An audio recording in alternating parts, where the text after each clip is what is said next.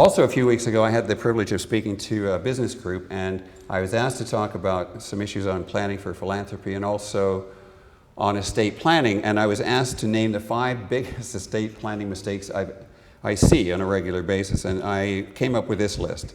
So the first one is essentially the one you see the most of: legacies to the next generation. Are we spoiling our children by giving them the money? Wouldn't it be easier if we die broke or just gave all the money away? And those are options, of course. Another is the lack of transition planning, especially true for both professionals and business owners. A lack of tax planning, no or poor will. And finally, even though we have many clients who are extremely generous and intend to be quite generous in their will, they don't have an organized philanthropic plan. And they do need one if they want it to be effective. So Aristotle said, to give away money is an easy matter and in any man's power, but to decide to whom to give it and how large and when and for what purpose and how is neither in every man's power nor an easy matter. So let's take a look at another couple that's going to decide to give now or later. So let's assume they're quite successful. They built up a $20 million net worth. They're getting ready for retirement. They're going to sell their business quite soon.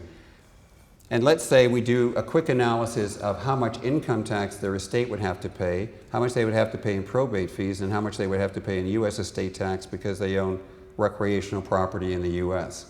Well, that totals more than $4 million.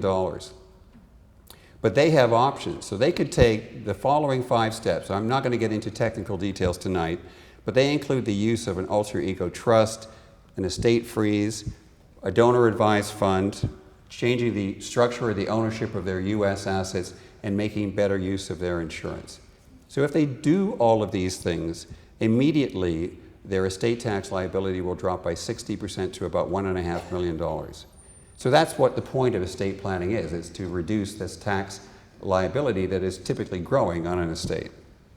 So when we sit down with them and we plan, we take a look at when they're going to sell their business, how many years they're going to be in retirement, the returns they'll make on their capital, net of inflation, their tax rates, the capital they have to work with, how much they want to spend during retirement after tax. And whatever's left is going to be their future estate. In this case, they have a very good chance of building their estate from 20 million to well over 60 million over their life expectancy. We're talking a pretty big number. So let's go back to what happens. If they didn't do any planning, how does this play out? Well, right now, we're looking at $4 million of tax if they weren't doing any planning, and that would just go up and up and up. And in fact, by the time they hit life expectancy, that tax liability would be $20 million, or about 30% of their estate. Now, what's the most typical kind of estate planning tool that individuals use to try to mitigate this tax? It's called an estate freeze. And again, I'm going to try to keep this relatively high level and not too detailed. But essentially, it involves typically using a holding company and issuing locked-in or preferred shares to our clients, in this case the couple, and they issue new common shares for the future growth of the company to a family trust, typically for the purposes of beneficiaries, which could include their philanthropic interests as well as family members or other individuals. So there's their current estate, there's the future growth, which is going to another generation through that family trust. And they can actually be even more efficient if they choose to be. They can take the amount that they've frozen and basically reduce it every year between now and their life expectancy with what is called a wasting freeze. They just redeem shares every year. So they're being hyper efficient here. And essentially the taxes in the future are going to be based on whatever that net estate is. So in this example, we've done all of these fancy steps we talked about before, and the tax initially drops to $1.5 million, but instead of growing from that point, it actually shrinks every year because of we're being hyper efficient to the point where essentially there are no taxes in the estate. They're essentially zero. So this is the effect of really good estate planning, but interestingly, it conflicts with one of their other objectives, which is they intended to leave in their will 20% of their estate to a family foundation that would be created by their estate. And they thought this was, well, I mean, it is generous, of course, but they thought this would be very tax efficient as well. Well, there were two problems with this. The first is this. I know when we're having a conversation about 20% that we're talking about two different numbers here. I'm talking about 20% of their estate, and they're thinking 20% of their net worth. So if their net worth was $65 million, they're thinking they're going to create an endowment or a foundation for $13 million. But if their will, which is what affects their estate might be $5 million by then, because that's what they did with good estate planning.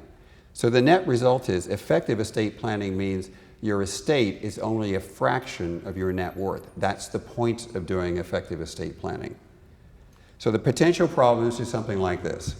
The estate is worth less than 20% of the intended gift, which was going to be 20% of their net worth.